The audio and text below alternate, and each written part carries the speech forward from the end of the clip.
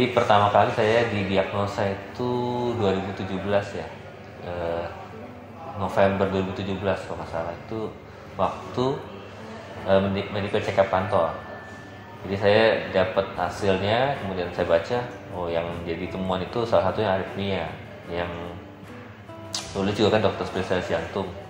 Nah, terus saya pikir mungkin ini alatnya salah karena kita rame-rame itu ratusan orang ya, satu perusahaan gitu kan ya. Akhirnya saya pergi lagi ke Siloam, Karawaci waktu itu. Dia dicek, kan pakai alat yang beda, dokter jantung berbeda. Ternyata hasilnya sama. Waktu itu saya disuruh pasang holter selama 3 hari kalau salah. Itu saya begitu saya tunda dulu aja deh, karena waktu itu gejalanya ada kayak berdebar-debar gitu ya. Kemudian kadang-kadang tuh gak nyeri di dada, tapi nggak terlalu sering lah, kadang-kadang muncul.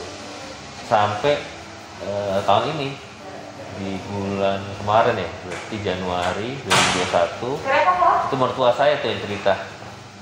Jadi dia bilang, ini nih ada nih teman kita tuh, dia bilang tiba-tiba ada yang kena serangan jantung, pingsan, terus dibawa ke EKA langsung dipasang ring. Jadi mendingan kamu cek lagi, dia bilang. Nah, saya pergi lagi tadinya ke klinik dulu sini, ke klinik BPJS, ada dokter jantung teman kita juga ya, yang kenal. Dia cek, ternyata masih muncul lagi irama yang nggak normal itu. Dan sekarang menurut dia sih itu meningkat dari dulunya 2017 itu 10%, sekarang jadi 30% dia bilang. Nah, dia juga suruh pasang holter.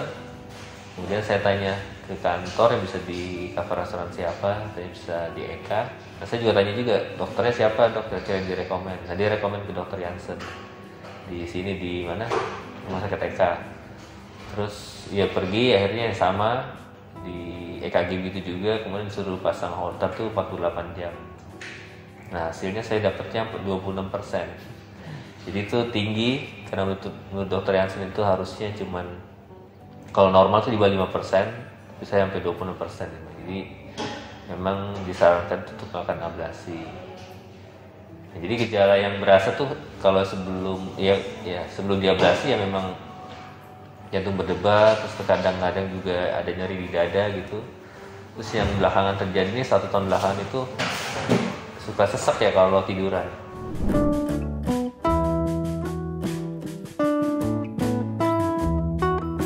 Yang paling menakutkan sebenarnya sesaknya. Karena itu maksudnya sebelumnya belum pernah terjadi, tapi sekarang kalau saya baringan mau tidur gitu ya, atau istirahat gitu, tiba-tiba kayak serasa itu langsung nggak bisa nafas, jadi saya langsung duduk. Gitu. Kalau duduk ya udah normal, tapi kalau tidur ya gitu. Iya. Itu yang nggak pernah. Nggak normal. Nggak, maksudnya dulu yang nggak pernah begitu, baru belakangan.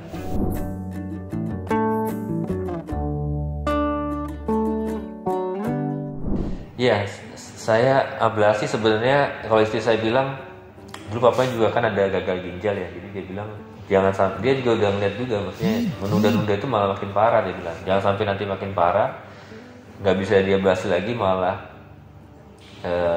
harus operasi yang lebih besar maksudnya gitu. Jadi ya kita pikir memang mesti diablasi. Nah, kemarin pas dokter Jansen bilang ada yang barengan nih, dia bilang bisa lebih murah. Karena saya itu nggak di cover semua kemarin pas estimasinya sama kantor. Nah, tapi dokter Jansen bilang kalau ini mungkin bisa di cover semua nih karena barengan.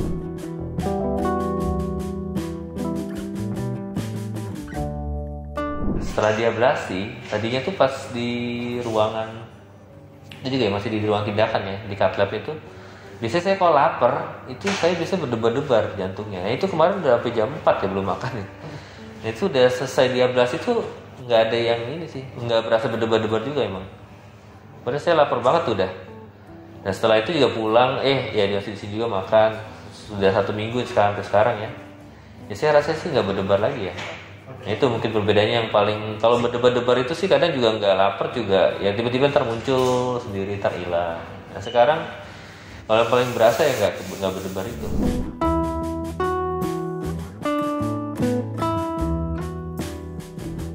Ya, tindakan itu sebenarnya ada rasa nggak nyaman lah gitu ya di dada sini ya.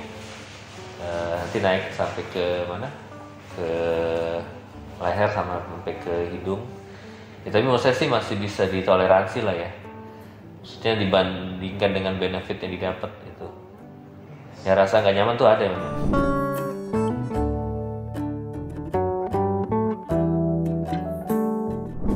Ya harapannya